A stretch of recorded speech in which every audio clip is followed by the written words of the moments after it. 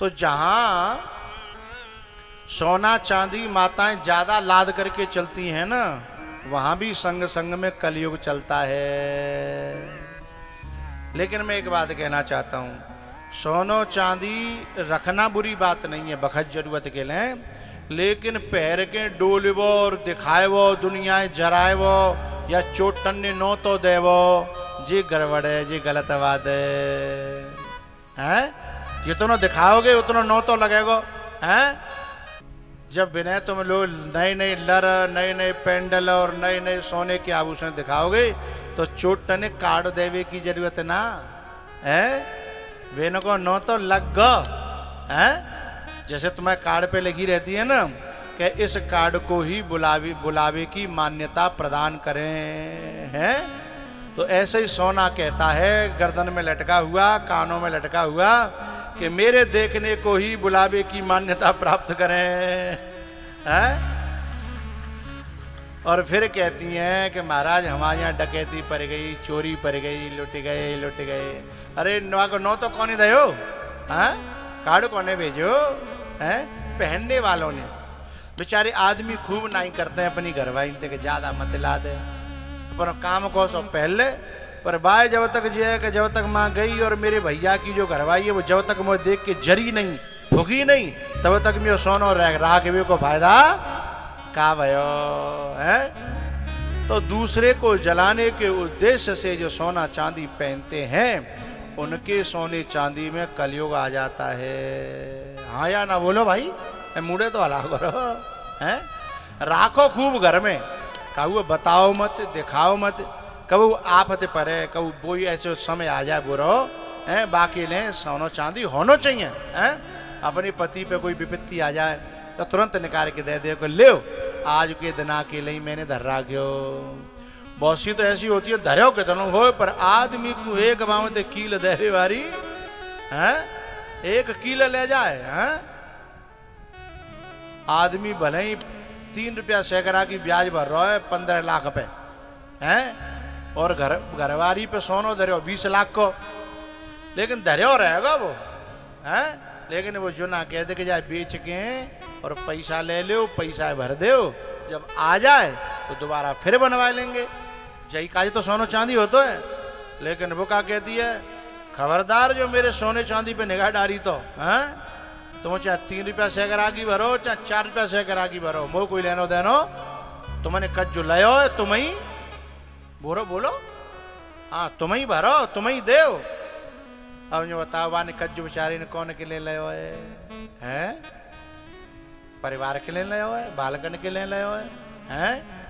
और वहां में जो कहते हैं सोनो चांदी तो मेरो अलग है हैं, जहां में तो मेरे बाप ने दयो है, मेरे भैया ने दयो, मेरी भाभी ने दयो, फलाने ने दयो, जहां में तुम्हारो कछु ना है। तो तू तो ते बाप ने दई है, तो जाको मतलब तो में कछु ना है तो है भाई, ते बाप को जो कछु दयो हुआ तो कहा बा में कोई अधिकार ही नहीं है हमारो, तो भाई तू तो अपने ते बाप की दई हुई है।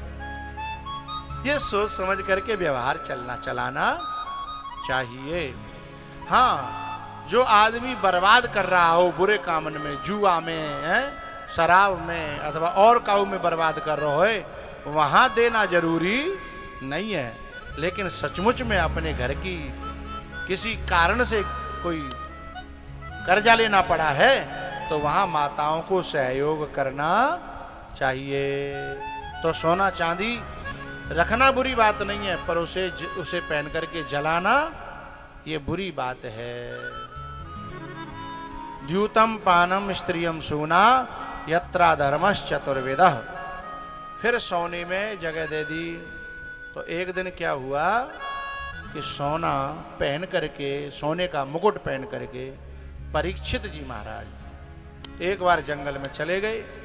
सो परीक्षित जी की खोपड़ी पे बैठ गो, कलयुग सोने के सहारे थे। एक आश्रम में ऋषि अपनी समाधि में थे, वहां पर भूखे प्यासे परेशान होते हुए परीक्षित पहुंच गए। जब व्यक्ति की बुद्धि सही सही काम करती है तो संत के चरणों में झुकती है, महात्माओं के चरणों में झुकती है, महात्माओं में भगवान का दर्शन करती है ना। लेकिन जब बुद्धि खराब होती है तो क्या करती है?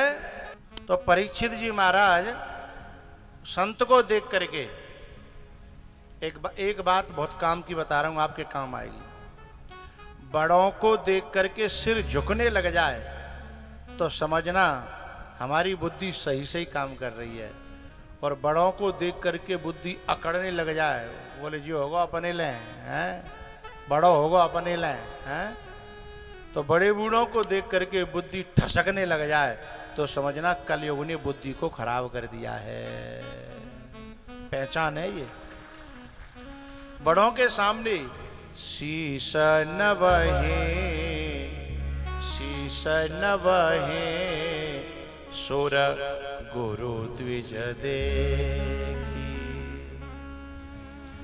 अभी वहां तख्त लगा हुआ है प्रसाद का, वहां पर हमारे कुछ लोग श्रोता लोग बैठे थे, शायद वो टीचर रहे हों, तख्त पे बैठे थे, अब वो तो वहां से हट गए हैं। तो कुछ बालक आ करके उनके पैर छू करके प्रणाम कर रहे थे हैं, तो मुझे अच्छा लग रहा था। क्यों अच्छा लग रहा था?